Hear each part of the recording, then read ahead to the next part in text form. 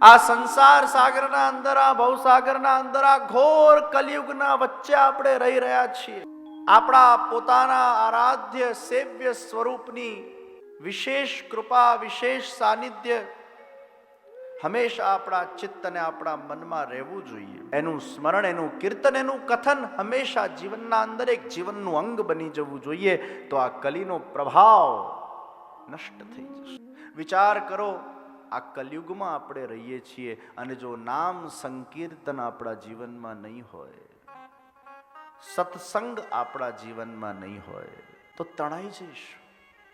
નિત્ય નિયમ આપણા જીવનમાં નહીં હોય, તણાઈ જઈશું.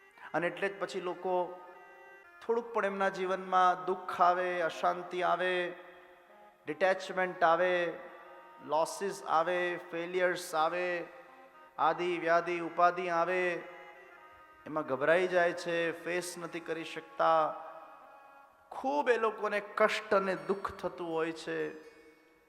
કારણ કે એમના જીવનમાં નિત્ય નિયમમાં સત્સંગ નથી, એમના જીવનમાં નિત્ય નિયમમાં સેવન નથી.